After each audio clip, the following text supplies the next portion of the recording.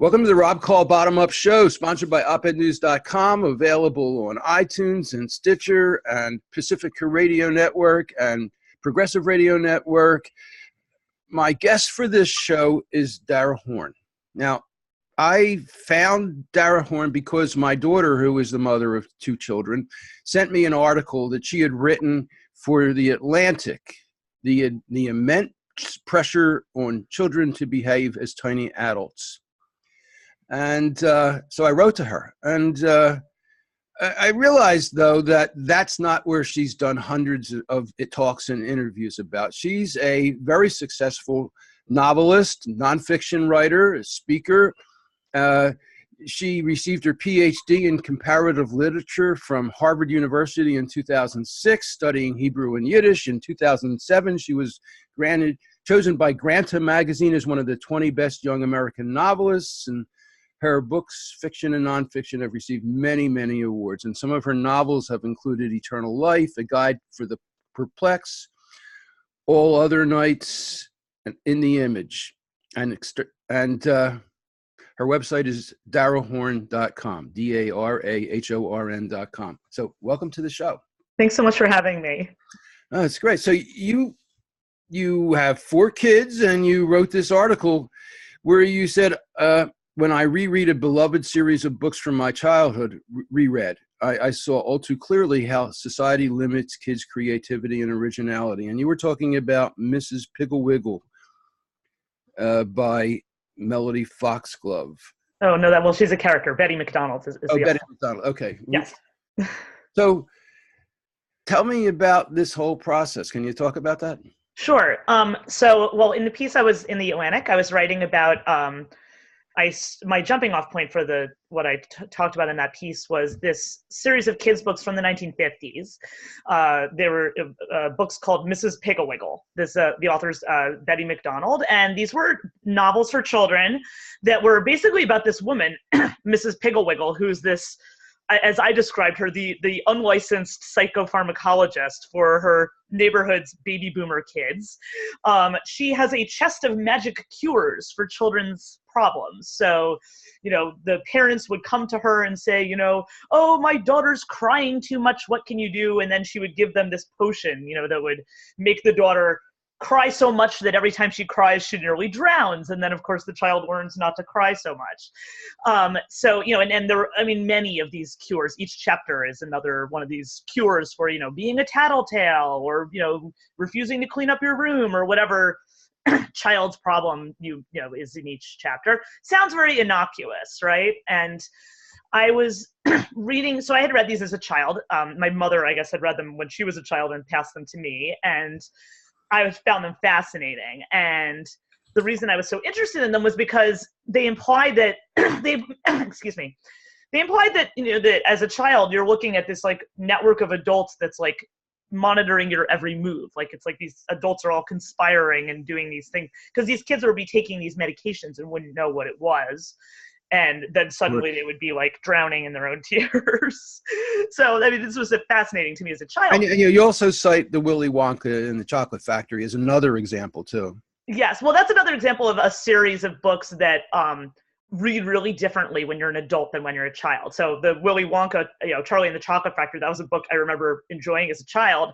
And then I shared it with my kids. And when I was reading it again as an adult, I was like, this is just sadism, right? It's like this guy is like punishing these, basically torturing and maiming these children for like, sins like overeating and chewing too much gum while touring a candy factory. Like, dude, these are your customers. Like, there's just so many weird things about that, but that's probably a conversation for another time. But these books, it was amazing to me to read them as adults, the Mrs. Piggle Wiggle books, because suddenly I realized that it was true that there is this sort of adult conspiracy that's monitoring children's every move. And what I really realized is how much of that, that conspiracy, as I like, which makes it sound evil or something, which it isn't really, it's well-intended, but how much of it really is based on getting children to conform. So if you look at the examples in those Mrs. Piggle Wiggle books, there are things like, trying to get someone not to cry so much, trying to get somebody to not be a tattletale. There's a kid who's staying home he's skipping school to build his treehouse. And one thing that I thought about in reading those books was, these books came out in the 1950s. The kids in those books are baby boomer kids. Think about what happens. I mean, I was born in 51, so yeah, Yes. I remember those books vaguely. Yeah, I mean, and my parents are, right now, I guess my mom is 71. So yeah, she would have been the age of the kids in the books when she was reading them in the 50s. What's amazing is to think about that generation and how much they changed expectations of, children and families. And, I mean, like my children now and like kind of laugh at those books because there's so much in those books where, it's like, Mrs. Brown does the dishes while Mr. Brown is smoking his pipe. And, but when you look at that, we can kind of laugh about that. But actually, so much of what these parents are asking for their children is this conformity. And I just sort of did this bizarre thinking in my head as I'm reading this, thinking about these kids in the future, right? Like they're giving this girl pills so that she doesn't become a tattletale, right? And then I'm just thinking like, well, imagine if she hadn't been given those pills and this girl continues her whole life being a tattletale. Like, well, maybe she can grow up to be a prosecutor, right? And take down organized crime and child molesters, right? I mean, think about all these crimes in our society that are only possible because people don't tell on each other, right? I mean, these are important things. Or like this kid who's, skipping school to build his treehouse. It's like, well, this is a kid who's attuned to nature. This is a kid who is learning about sustainability. Like, can you imagine this kid, yeah, he might tune in and drop out or all that when he gets to be, in the 60s, but then imagine him creating sustainable homes for the future, right? Or I was just like sort of amazing. Like when I thought through each of these sort of, these sins of these children, they really were just signs of nonconformity. And I think about like how much we needed those people not to conform, how grateful I am that, American society doesn't look right now the way it looked in 1952. And the reason it doesn't look like it does in 1952 is because there were people who were willing to be tattletales. There were people who were willing to think differently about school. There were people who, maybe didn't think that being a crybaby was such a bad idea. In my article, I imagined the crybaby growing up and, joining civil rights protests. I mean, you need to have anger and despair. And empathy. I mean, if you don't have anger and despair, if you just accept things as they are, nothing ever changes. So, it was interesting to me to look at that and then to look at ways in which we still really, as adults, expect our children to conform. And it was kind of dismaying to realize how often we do. So let me read a little piece from the article, okay? Sure. It can be hard to see just how much conformity is required until you have a child or 2 or 4 who simply won't comply. For large numbers of children, for instance, sitting in a cinder block box for 6 hours a day is an awful way to learn. But it's hard to appreciate just how awful it is until your child gets expelled from preschool for being unable to remain in the room. You don't think about how many questions your children ask you when you read together until they get kicked out of the library story hour. You don't realize how eagerly they explore nature until the arboretum ejects them for failing to stay in line on the trail. When your children achieve good grades, you're delighted until you sit through the presentations where every child repeats an identical list of facts about the country they researched on Wikipedia, and you realize what success is. You really nailed it. I mean, I think there are probably a lot of parents who feel this way. And, I think that there are some, we think that we are training children for the future, but, I think education is always like a little bit behind the times, right? Because the people who are innovators, usually those innovations don't get passed down to education for, until for years. And this is something I've thought about a lot as a parent. I have 4 children. My children are nonconformists, which is not something that, I don't think that they get from me. I was, as a student in school, was, very obedient. And this is not something that who knows where kids get these things. But do you have a model of child raising that you kind of follow or that you like, or theorists or anybody? I don't think that you can do that as a parent, because what I've discovered in raising 4 children is that you are raising the children that you have, not the children that you might have wanted to have. And, and I think that part of that is really honoring who those children are. And that's actually something I say at the end of that piece in the Atlantic, that, the one thing that Mrs. Piggle Wiggle never does is she never loves these children for who they are. She loves them for who they could be if they were just adjusted a little bit. And, you know, some of these things obviously, you know, and I think I say this in the piece, you know, that, you know, obviously a lot of conformity is, you know, just, you know, common courtesy. I mean, obviously nobody wants to live in a world where people don't pick up their toys, metaphorically or, you know, literally or metaphorically. But I think that there is a lack of imagination in children's education that I know I have seen as a parent. And I also have seen as a parent the alternatives. So that sort of goes to your question of like, you know, do I have a philosophy or something like that? I don't have a philosophy, and I'm not an educator, right? I'm an artist, I'm a writer, and I'm a parent. But I am, in a sense, kind of homeschooling my children, even though my children go to school. And part of that is really just a management technique of having a large family. For example, one thing that my family, we do, we read out loud at the dinner table every evening. And this is true. I've continued this even, you know, my children mostly know how to read by now, but we still are reading, we read out loud together. And that's something that I started doing. It's something my mother did for me and my siblings when we were growing up. And it's something that I continued, really not because I had this amazing philosophy about reading, but really just as a management technique. It was like preferable to be reading out loud to them than to like be watching them throw food at each other. And I discovered that this was something that was interesting to them. And, you know, and then the same thing happened when my husband would be with them. Like, he wasn't interested in reading out loud to them. So he developed something that he called science dinner, where he would do science experiments during dinner. You know, and they were very interested. And, you know, so that's sort of a time when they're seated and they're a captive audience. So these were like, you know, these were things that we started doing, you know, not because we had this amazing philosophy of how we wanted to raise our kids, but just like, you know, emerging from circumstances. But one thing that I've really noticed is that, you know, my children are very excited about learning, and they are really not excited about school. And it's just like, it just stares you in the face when you see that. And and often when we think back on our own educations, when you think about the things that you, really that stayed with you from your own education, they're the times when you were able to take some kind of ownership over the material. So what I mean by that is when it was like a project, right? If you ever did like a school project where you had to give a speech, you had to make a poster, you know, those are the things you remember more than the times when you just had to repeat information. So that's something that I also do at home with my children. So for example, in my, you know, so our family is Jewish. And so for us, it's important to sort of maintain a lot of Jewish traditions that are very content rich in terms of teaching them stories of, you know, particular holidays or particular biblical stories. And so the way that we do that in our family is that I have the children act these stories out. And so then they take a kind of an ownership over it. So for every year, they have to like act out the Passover story in a way that is interesting to them. And every year it's at a different level and it means something different. And then, you know, they make it a parody of something they saw or something they know. And so they feel a kind of a knowledge of that material. Do they have favorites? Favorites of stories and things my children have done in that way? Characters that they've played. For my daughter, for my daughter's bat mitzvah, this is an example that came entirely from her. You know, one of the customs at bar and bat mitzvahs is often that the child who has to give a speech about that particular passage from the Hebrew Bible that they had to read.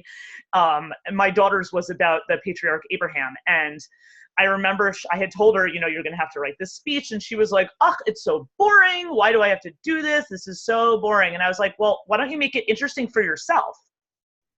And then she just looked at me and she said, could I dress up as Abraham and give the speech from his point of view? And I was like, of course you could. And, you know, it was very cute. It was very funny. And she even, you know, that was about a year ago. And she still tells me now, she goes, you know, I feel like I really know Abraham. You know, and this is something she's going to remember the rest of her life. If she had just written a kind of a basic speech, probably not. And also, like, you know, everybody who saw her give her speech will remember it because, you know, when a girl gets up there and puts a beard on and an outfit, I mean, you know, it gets your attention. So, you know, there are so many ways to be innovative about how you teach these things. Something else I do with my children is they create escape rooms.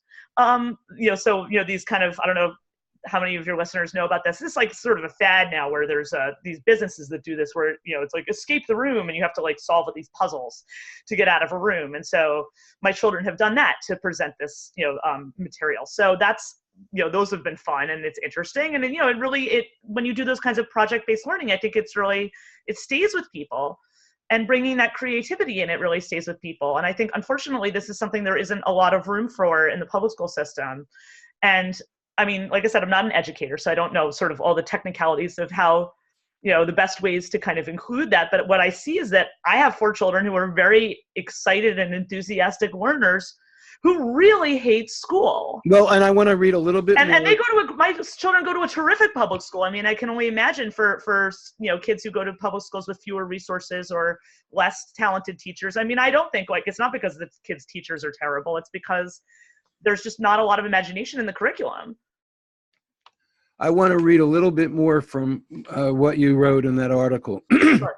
You say, if this structure were specifically designed to destroy the very things that it purports to nourish. Yes. And let me find another one. Clearly something is wrong. Children are trapped in a kind of juvenile detention where success is defined by how well adults can manage them, the chief adult being you, the parent. Yes. Well, I mean, I think that I'll give an example of this, which I think I included in that piece. Several of my children are very enthusiastic readers. And I remember at one point being called into the school for a conference with the teacher. I think it was when my daughter was in maybe 2nd grade. And they called me in basically to say that she was struggling with reading.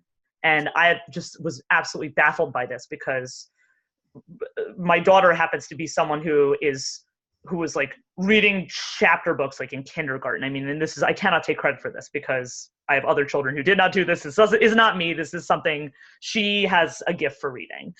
But it was astonishing to me to hear this teacher saying, oh, she's not reading at grade level. And I'm thinking to myself, like, this is a kid who's like swallows like 4 novels a week. What are you talking about? And then this teacher pulls out these like reading assessments that they had done in school where, she's supposed to read the story and retell the story in her own words and giving these details. And it was true. My daughter had written like 2 words on each of these, like it's about a cat. I mean, it was true. And I confronted my daughter about this, my daughter who now is 13, but at the time was, let's say, 7 years old. And I said, like, what are you doing? I know that you like to read. And she says, well, they would give me a boring book. And then they said that if I finished it and I finished the assignment, then I could go and read whatever I wanted with the extra time. So she was like deliberately doing this assignment as perfunctorily as possible so that she could go back to reading what she wanted to read. I mean, it was amazing. Like it was, I had never, that's a horror story. It is a horror story. From a great school. I mean, that's like, this was a school where the teacher cared about her, noticed that she was not reading at level or was not being, if it can happen in that situation, like something's really wrong. And, I just think that I think that part of it is because we have, there's been a lot of efforts to make accountability in schools, and this is obviously a larger national conversation about, I don't know, No Child Left Behind, Common Core. Obviously there are people who know a lot more about this than I do, but, I think that there's this desire to be able to assess people. And the thing is that when you're assessing people, what you're doing is fitting them into a box, right? That's what the whole process of assessment is can you check this box and say that you got this done? And I think that experience with my daughter and her teacher with reading really illustrates the limitations of that. And I don't know that I have a better solution, but I do think that children are not really interested in sitting in a box and being assessed. And I do think that there are ways to make more creative assessments if you need to assess people, which I do understand. So I want to do a show ID, and then we'll talk about those ways. Sure. Okay. So this is the Rob Call Bottom Up Show. And for the radio part, I need a pause now for a second to just so I can find where the pause is. Okay. My guest for this show is Dara Horn. She is a writer and a mom of 4 children. She received her PhD in comparative literature from Harvard University in 2006, studying Hebrew and Yiddish. In 2007, she was chosen by Granta magazine as one of the 20 best young American novelists. She's received many awards, and she's the author of a collection of novels and nonfiction, including Eternal Life, A Guide for the Perplexed, On All Other Nights, In the Image, and her website is darahorn.com. So what did you do about your daughter, and what ideas do you have about how we make things better? I don't have like a curriculum to hand to you. I wish I did. And obviously there are people who are better at that than I am. But what I do know as a writer is that there are ways to get people excited about using their imagination. And that's something that I don't think is really valued in school. There is a sort of a desire to not include anything imaginative in school. And I think that that's very strange. Because I think that activating your own imagination is a way of also showing your understanding. I just lost I'm going to give an example actually from, Can you hear me? Yes, I can. Can you hear me? Yeah, there was a moment when it glitched up though. Okay. So you said something about activating the imagination. Yes, I think there are ways that you can activate imagination and present the use of imagination as a value in academic learning that I don't think is very often done. In fact, I think it's avoided because it makes it harder to assess. And people feel it's a little bit harder, it's harder to assess, it's harder to teach. It requires effort on the part of the teacher and the student, but I think it's only that effort that's going to make it meaningful. So I'm going to give an example of something that I've done with, so this is not teaching at an elementary level, but something that I've done where I've taught in college is I will offer students an opportunity where if I'm teaching a literature class, they are asked to, they have an option of writing a conventional college paper about a work that we've studied, but then I also offer them an option of writing a parody of a work that we've studied. And then they have to provide an analysis of what they're doing in the parody. Because what I noticed is that, and the students who have done this assignment have commented about this as well, when you have to parody something, like that task requires you to understand a lot of things that you might not notice just as a reader of that text. So for example, you have to understand style, right? You have to understand the structure of the work. And you have to be very, very sensitive to those things in order to get the parody right. So I had one student, for example, who did a parody of a Kafka novel. I mean, she didn't write the whole novel. It was like, a scene from a Kafka novel. And and in her analysis, she's like, doing this exercise forced me to notice a lot of things about the way Kafka writes that I hadn't noticed before. Things like point of view, or the way that he presents certain types of inside versus outside spaces, or like really subtle things in the text. Obviously, that's a college student. But I think that if you were to present students with the opportunity to, here's a rhyme poem, write your own rhyme poem with these same rules. And schools do that, but I think that in a sense, every assignment should be like that, where there's some opportunity to include your own creativity. One thing that I remember from growing up was this, in terms of teaching people how to write, is that you were taught to write in school in an extremely formulaic way that really has no bearing on what one does as a professional writer.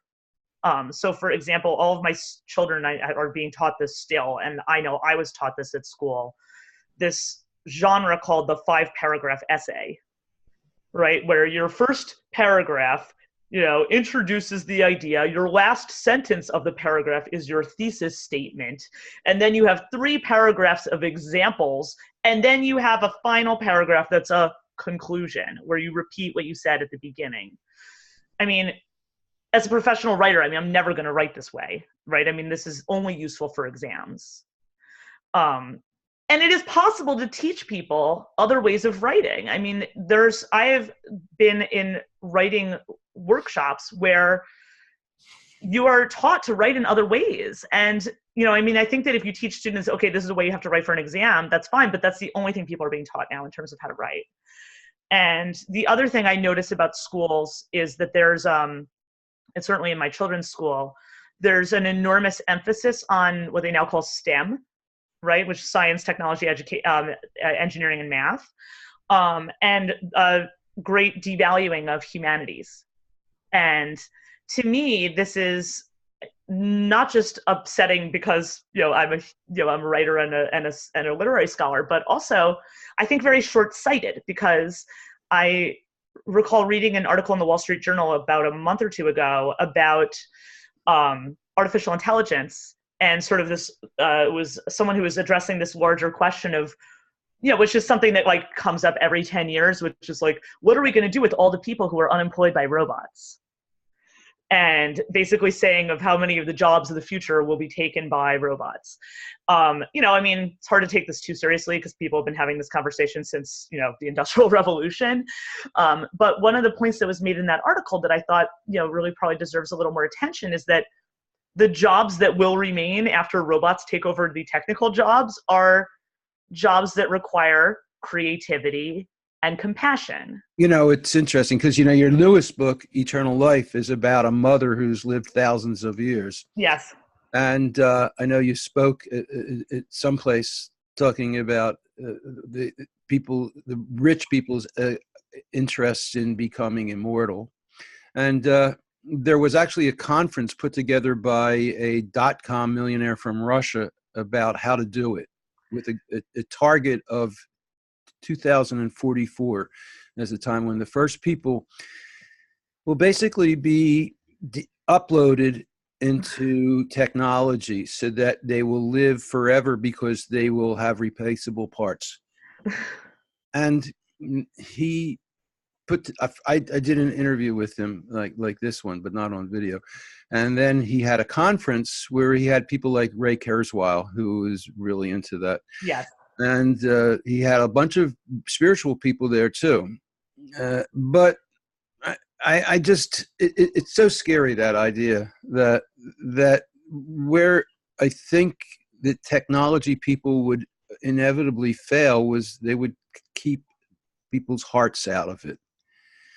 And that's such an important of who we are as humans. And it's not just humans. I mean, we go back 200 million years when creatures started lactating, and it took empathy for mothers to be able to connect with children and care. And that's a part of who we are for hundreds of millions of years then. And so I think that ties in with what you're talking about with humanities. And one more thing I want to throw in, because I wanted to let you flow, but I had a lot of thoughts here. Sure. You know, a lot of people have written about how the educational system we have now was designed in the late 19th, early 20th century to create good, docile factory workers and soldiers. It was the Prussian model of education. And I don't think it's changed that much. Matter of fact, it's gotten scarier because now we have at the university level where you've got billionaires funding departments aimed at supporting neocon and neoliberal philosophies as well, which is kind of scary. And that's a real challenge. And I just want to throw in a little bit more, another little citation from your article. You talk about parents' desire for conformity in their children comes from something much deeper and more impossible than getting them to do their homework. We parents want our children to be us at some unconscious level. We produce them to replace us, but thinking beyond ourselves requires an active imagination. There you go. Back to imagination. Yes. With all its frightening risks, is exactly what parents are unconsciously trying to suppress in our children and in ourselves. Yes. Well, so I have a lot to say about all of this. One thing is about the futurism thing that you talked about with Ray Kurzweil and, you know, uploading your brain and these, or, you know, it's, you know, more complicated than that. But I want to be clear that I'm not a person who's against technology at all. I am actually I'm a product of modern technology. My parents met through the world's first computer dating service in 1966. I could not make this up. I grew up in a house where the form was framed on the wall in the living room of, dear Mr. Horn, the following 6 women have been found to be most compatible with you. Wow. My mom's number 5. They're still married. They're going to be celebrating their 50th anniversary this spring.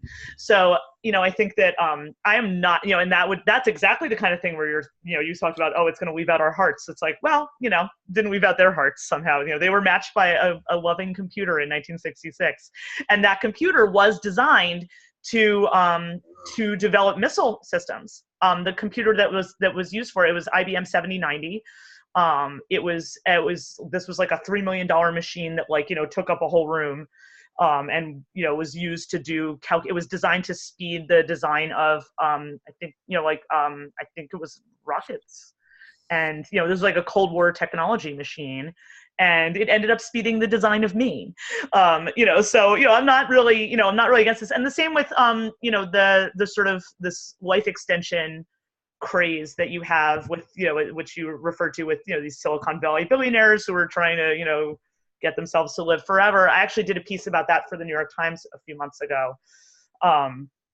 And I do think that ultimately that kind of research may lead. It's that kind of forward-thinking research that I think might lead to things like a cure for Alzheimer's. I don't think we can always predict the outcomes of these technologies.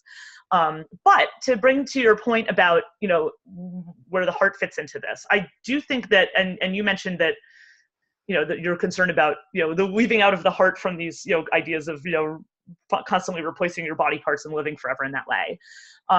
Something that I have thought a lot about, since I wrote this novel called Eternal Life, and it is about a woman who lives forever.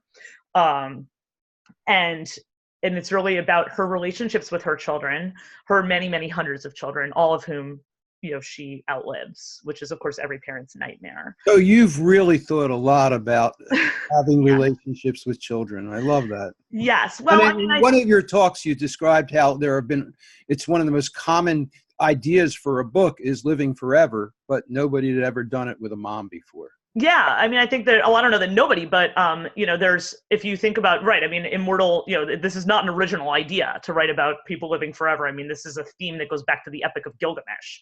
I'm not being original here, but if you look at sort of immortal characters in literature, they're almost never fertile women. And so that, I've created this character who has faced off with hundreds and hundreds of children, teenagers telling her she's an idiot who's ruining their lives. This is something, and done all of that with random strangers saying to her, enjoy them, it goes by so fast. Right? Didn't really go by so fast for her. But I think that what I did in creating that character was, this is someone who has that in a sense, it's a very autobiographical character for me, not because I'm immortal, although who knows, maybe I am. But I consider it an autobiographical book for me because, while I don't have 400 children, I do have 4, which can feel a little kind of the same. But also because I think when you have a larger family, there's 2 things that happen that I think one might not notice in a smaller family. One is that time doesn't really pass in a larger family, it just sort of repeats. It's like you make lunch and you make lunch and you make lunch and you make lunch, thousands of times, for decades. I have yet to have that experience of, it went by so fast. Who knows, maybe I will at one point, but I know my mother's a mother of 4 and a grandmother of 14. And I once asked her, did you ever feel like, raising children went by so fast? And my mother looks at me like I'm stupid. And she says, it's interminable. So, I do think that there is that kind of experience, but also the other thing that you realize when you raise a larger family is how little you can do as a parent. Because I think, if you have 1 or 2 children and, they do whatever fill in the blank thing it is that you were hoping your children would do. Oh, they're a great reader, or, oh, look how polite they are, or whatever it is that, is the thing that you're valuing and you notice your children do, you take credit for it. You're like, oh, it's because I read to her every day. Oh, it's because, I was modeling table manners and he really picked up on that. But, when you have a larger family, you see that you do these things for everyone, and sometimes it works and sometimes it doesn't. And it's not you, right? I mean, I sort of feel like, it's kind of like when we think we have influence over our children, it's really just like a small sample size, right? I mean, it's like an inaccurate study. And so that's something I've thought about a lot. And, I've in a sense, I come away sort of thinking like, well, actually, I don't think there's a lot you can do. I mean, I think there's a lot you can do to educate your children, but I don't think you can sort of change who they are. And I think that your task as a parent is to love who they are, and not who you hoped they would be. And how do you do that? How do you love them as individuals and parent with that in mind? Well, I think that and look, I can't say that I've succeeded in this, right? I mean, my oldest is 13 years old. I mean, so far none of them have tried to murder me, but that could be just a lack of opportunity, right? So I can't say like, oh, look, my children are a success story. I mean, I don't know that anybody ever can, right? I mean, what would it mean to say like, you did a good job as a parent? I don't even know what the criteria would be for that. But in terms of the question, how do you love them for who they are? I mean, well, I guess it's, as I put it in that article, I think that we do have this delusion that we think they're going to be us, right? And I think we have that delusion whether or not it's, and I'm talking about this in any situation, whether it's this biological child, an adopted child, whoever it is, we think that we have this influence over them, that we can really make them into a certain type of person. I just think that I don't believe that you can do that. But I also think that what you need to do is to see who they are and to appreciate that everything you see in your child, and I don't think it's even just true in children, I think it's true in just any other person. And this is the piece where it requires imagination. You have to see other people and understand that whatever traits you see in them can be positive or negative, depending on how you choose to view them. So, I know that there's a woman named Wendy Mogul, who's a psychologist who writes a lot about parenting. And I remember one comment that she makes in one of her books where she says that, think of your child's worst trait. And then she says, that's your child's greatest strength. I love that. Well, I think it really is true, because if you think about something, let's say your child's worst trait is that they're unbelievably stubborn, right? Once they get something into their head, they refuse to let go of it, right? You can call that stubborn, but in another context, you can call it determined, right? I mean, Martin Luther King was stubborn, right? I mean, any person who's ever had a huge impact on the world is stubborn, right? I was just talking to a friend of mine, and he's got a grandson, 2 years old, who is stubborn and whose parents let him decide what to do. And they give him a very long leash. And it sounds like they're doing what you're kind of describing there. Any thoughts on that? Well, I mean, I would never judge anything that other parents do. I mean, I think that, when you say, I think that the only limitation, I think, is obviously if your child's hurting somebody else. You are teaching your children courtesy, you're teaching your children how to be in the world with kindness and generosity. I mean, I'm not claiming that you shouldn't, educate your child, or that you shouldn't have any kind of limitations on your child. But what I'm saying is that those limits have to recognize who the child is. So I am with the parent who has an extremely stubborn 2-year-old, because like, as you read in that piece, I've had children who have been, have not been so cooperative. And I think what you do is you find the part of that is positive, and that's the piece you cultivate. And so what I mean by that is you see that child is so stubborn. Well, you find what is the thing that they love, right? And how can you connect that to the things that you want them to, the things that, how can you connect that to the positive traits, right? How can you make stubborn into determined? It's like, well, maybe it's, turning something into a game where your child loves to win a game. So, if the game is who's going to set the table first, right? There's ways to turn those negative traits into something that is, into something that's pro-social, to use a sort of, annoying term. I don't think that there's, I would never judge someone else's parenting, because, and I think that that's also part of when I say looking at people with imagination, is part of looking at someone with imagination is looking at your child and realizing your child isn't you. Right? And that your goal as a parent is not to make this child you. Your goal as a parent is to help this child to use his or her abilities to contribute positively to the world. Right? That is your goal. Your goal is not to make this kid into you. And it's very tempting to make this child into you. And I mean, obviously I'm sharing with my children the things that I'm excited about and I'm interested in. So I'm not saying that, like, if you're a musician, you shouldn't be playing music for your child. But I think that if your child doesn't want to be a musician, you recognize that they don't have to be a musician just because you're a musician. I mean, some of my children love to read. Some of my children don't love to read. I'm an author. I mean, I don't need my children to read all of my novels. Right? I mean, that's not what I often have any of them read any of them? My oldest child did read my books. I actually even told her she had one. So my oldest child is a very enthusiastic reader, and I had told her, I actually once found her like sneak reading a draft of one of my books, and when she was like 8 years old, and I made her stop, and then I told her, like, oh, you can read them when you're 12. So when she was 12, she read all of them. Wow. She was like, they were good. Okay. I'm like, that's fine. Thanks.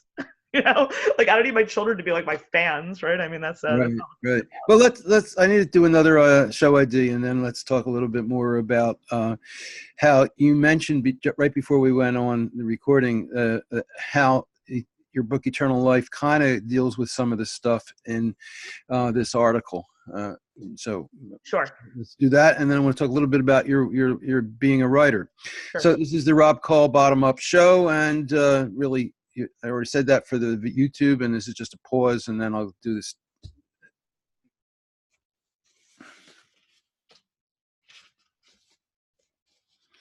My guest for this show is Dara Horn. She received her PhD in comparative literature from Harvard University in 2006, and she's been chosen by Granta Magazine as one of the 20 best young American novelists. She's got a batch of novels, a nonfiction book out. Her latest is Eternal Life.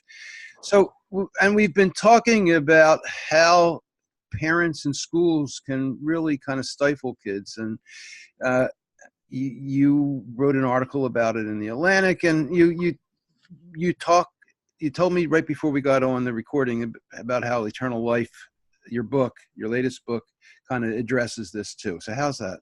Sure. Well, so my newest novel, Eternal Life, it's about a woman who can't die. And she's been alive for 2,000 years, and she's been, had many, many children, all of whom she has outlived, except for the most recent children. And I won't tell you how things wind down. She does get involved. She has a granddaughter who's involved in genetic research, and they're sort of halfway through the book, there's presented a possibility that there may be a way for her to get out of this situation, but I won't tell you how that ends. But it is in a way related to what I saw as, this desire to put children into kind of a box, and to, get, the school system being set up in a sense to measure how well children conform. I put a lot of those frustrations, in a sense, into this character, because this character has this immensely long view of, what happens to her children, the kinds of children she has, and the way that their talents and their abilities and interests appear in different periods in history. So she talks about how she, in the novel, she sort of thinks about how she has a certain type of child who she keeps having, who's what she calls the forward-looking child, who is the one who is always telling her that everything she's doing is incredibly stupid and wrong. So at the moment she has someone like that. She's, as she says, she's officially a failure as a parent because her 56-year-old son has moved back into her house and is living in her basement, where he's trying to develop a protocol, a blockchain for Bitcoin. Right? So she's like, and he's trying to explain to her how, this is the way of the future, nobody's going to be using money anymore. And it's not just about money. It's about, like, the internet now is all these centralized institutions that are controlling all your data, and the blockchain gets rid of all that. And she's like, I don't even know what you're talking about, which is, how most parents feel about everything their children say. But then she has this flashbacks to like previous children she's had who have been like this. And so she talks about how there was one of her sons who was like, Mom, no one is reading scrolls ever anymore. People are reading books now. Like, get with it, Mom. And she was like, this is ridiculous. People like reading a book is like the stupidest way to read, because when you read a scroll, you are forced to read it in order, right? You have to read from the beginning through to the end. You can't like skip to the fun part and miss the important part. You can't like, just go see how it ends without seeing how the story develops. You really are forced to read. You have to remember all the details, because when one character appears at the beginning and then appears again at chapter 5, you can't just flip back to the beginning to see, because that would require rewinding the whole thing. She's like, reading a scroll means you really have to concentrate and you really have to focus and follow an idea completely through. Books are for idiots, because with a book, you can just skip to the fun part and then go to the, and he's like, ha, ha, ha. Yeah, exactly, Mom. That's why books are better. And then, he like, creates a bindery, that his does amazingly well until his grandson runs him into the ground. So there's sort of these, this argument about technology is something that's been going on for a long time. And she has this memory of it. She talks about, there was a daughter who figured out how to, if you rub moldy bread on a wound, then, it makes the wound get better. And, she figures this out, and then she becomes like, the healer of Naples. Right. And this, like, people think it's witchcraft. And, so she's like, she's, and this daughter was always yelling at her, like, why don't you just try it? Why are you throwing away the moldy bread? And there's like all these incidents of, there's another son who was like, only was reading newspapers from abroad because, he knew that the press here was censored wherever the place they were living. So, she talks about how she faces off with all of these children. And these are what the ones she calls these forward-facing children, who were convinced that absolutely everything she said was absolutely idiotic. And she said these children were the worst. Impossible, she goes, disrespectful, cruel, hateful, impossible to raise. And then she says, worst of all, they were always right. So, this is something I thought about a lot in creating this parent and these characters, and about what she offers these children is that she sees something in them that they can't see, and that she can see because of her past experience. So what is the message to parents from what you just talked about? I think that you have to sort of you have to be imaginative about who your children are. And what I mean by that is not imagining a future for them, but seeing who they are and imagining the many possibilities of who they could become. And I don't even only mean that in terms of professional development, right? Because I know we like to think of like, oh, who is my child? It's like, oh, you check a box that like, he or she is a fill in the blank. Here's their job title. I mean, like the kind of people they would become too. I think that there are aspects of our character that we can't change, and that we can't change someone else's character. And I think that often is sort of an arrogant mistake we make, where we think that we can change someone else's character. I don't think we can change someone else's character, but I think that we can change what they can do with that character. And what I mean by that, we can't decide what they do with that character, but we can offer them possibilities. So what that means, I think what you're asking me is in terms of like practical advice, like, how you bring these things out in people. At one point I touched my heart here because you really touched me, and I felt like you were feeling that way too. You were felling a little bit there. And what is it that you were thinking that is what you'd like to give to parents now? What can you tell them from your experience and your thinking as a parent, as an author who has really thought through a lot of this? I mean, I think that loving a child is something that is harder than it seems. And the reason that it's harder than it seems is because to really love your child, you have to let go of what you want them to be and accept what they are. But to me, that's where things get interesting. Because that's where you have the opportunity to learn something from a child, right? And I don't even mean learn something like, my son plays the trumpet and now I know how trumpets work, and I had never known how trumpets work. Okay. I mean, that's interesting. But also, my children in their more difficult moments have kind of taught me about the limitations of who we are and to respect who other people are. In that piece in the Atlantic, I talk about how sort of at some point you reach the furthest edge of your limitation as a parent. And that's also the farthest edge. I'm sorry, the farthest edge of your limitation as a parent is also the nearest edge of your child's freedom, right? Because that's the point where you are no longer your child. And where the child is becoming someone who's really different from you. And I think that's the point where you having a chance to sort of expand your own life, because, look, literature is about communication, right? Like when we read a novel, we have the opportunity to sort of imagine what it's like to be a different person than the person we are. We get to imagine what it's like to be living in different circumstances than ours. We imagine what it's like to have a different perspective than the kind we would have, right? I mean, this is what the whole goal of humanities education is, right? Is to have this ability to see the world from other people's point of view. And in a sense, raising children can offer us that possibility as well, right? I mean, and not just raising children, but being a teacher. I mean, any kind of way where any position where you're involved in educating children is a point where it is like this, it's in a sense, it's that contact point with your own limitations is also the contact point with this sort of eternity of other possibilities, right? It's like, this is, and that doesn't mean that you're going to go say, you child will do all the things that I could never do, because that's dumping your dreams onto them. No, it's you child are going to do things that I never thought of doing. Right? I've always told my children there are many things that you can do that you've never done before. Yes. I mean, yes. And so I think that the things that we can give them is truly unconditional love. Right? A kind of love that doesn't say, I love you when you do these things that I hope you would do, or I love you when you don't disappoint me.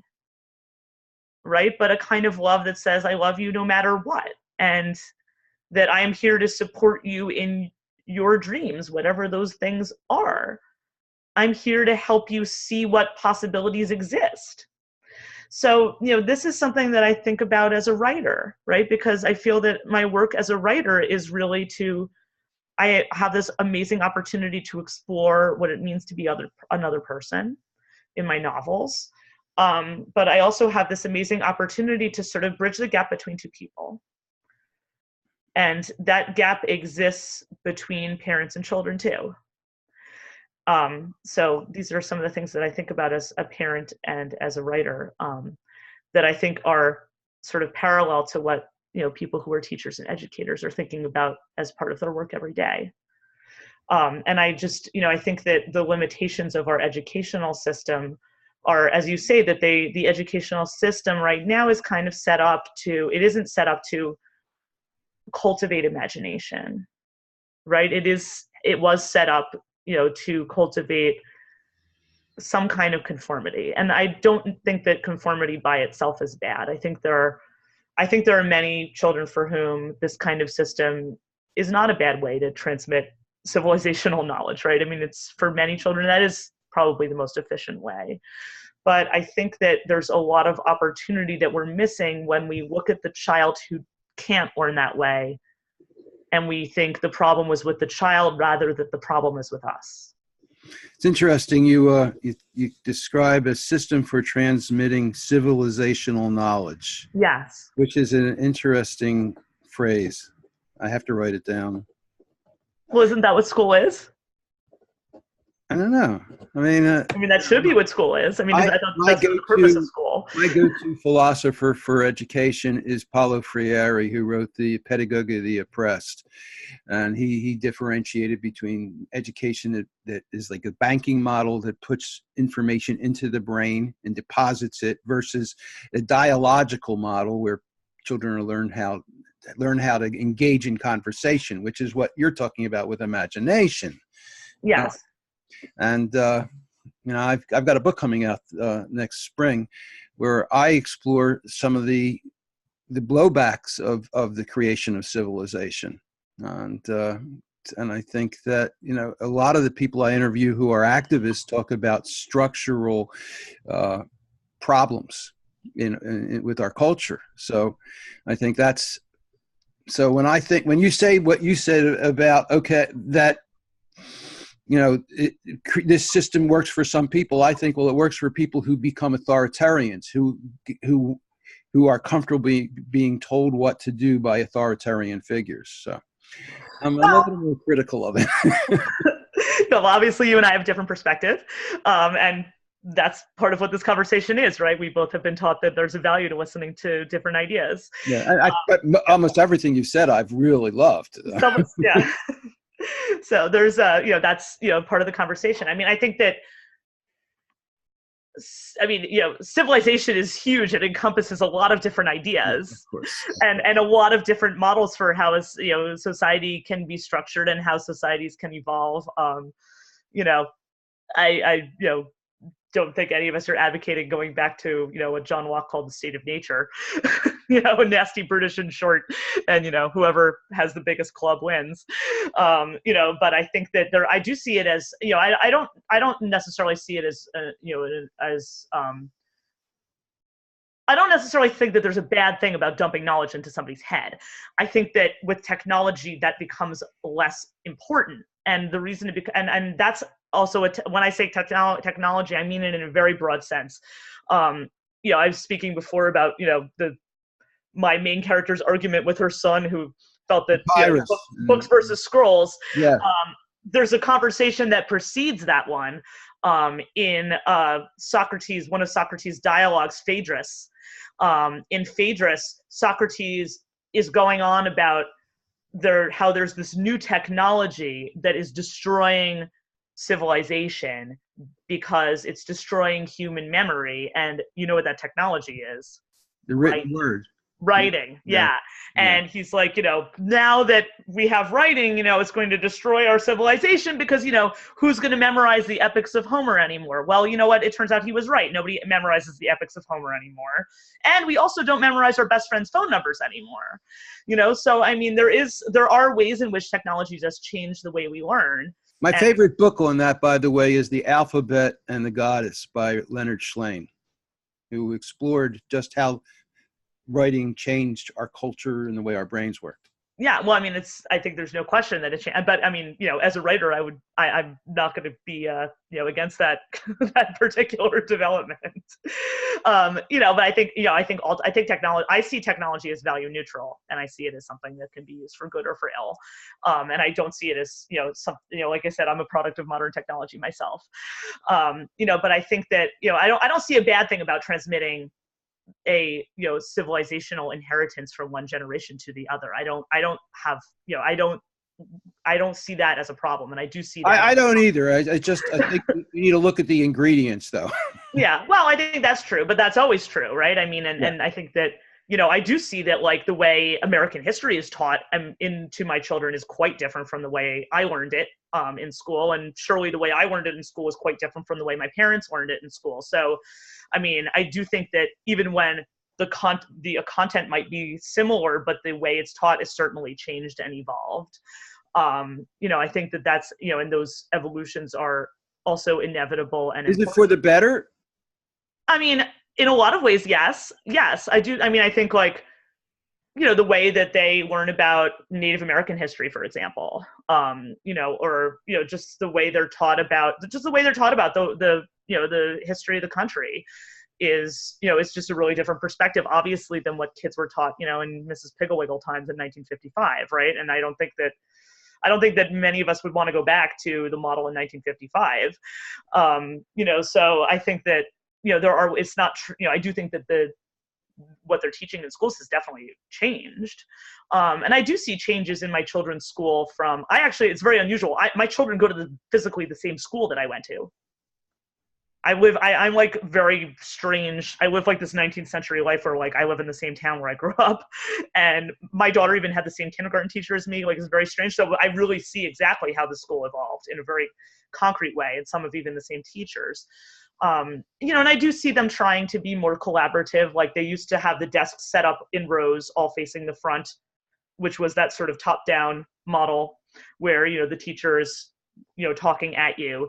And I do see now that, like, in the elementary schools, they set up the desks like in little groups, like with the children facing each other. So it is a much more kind of a collaborative, they're a collaborative model, even just physically in the way the classroom's set up. So it's, it's not true that like that the education is not evolved at all. But I do think that and also I think that the reality of the way information technology has changed means that you can teach differently than you used to, right? In just the same way, like Socrates said, nobody needs to memorize the epics of Homer anymore. Well, now you don't have to memorize the state capitals anymore, right? I mean, it used to be to find out the state capital, you had to go to the library and whatever and look it up, and it was a lot easier to just memorize it. But, now, a lot of those kinds of just information dump kind of stuff, there's less value to having an information bank in your head of all those kinds of things. We got about a minute left. Sure. Anything you want to wrap up with? It's been a pleasure to speak with you. And I guess I just would like to say that I would love for people involved in education to always sort of be thinking about how to reach that child who isn't cooperating, because I take that when I see that child in my own house who doesn't want to conform, I am trying my best not to see that as a limitation in that child, but as a limitation in myself. And to think of how can I move beyond my own limitations to find what this person has to offer me, in the same way that I would look at any other person in the world and say, what does this person know that I don't know? That's great. Thank you so much.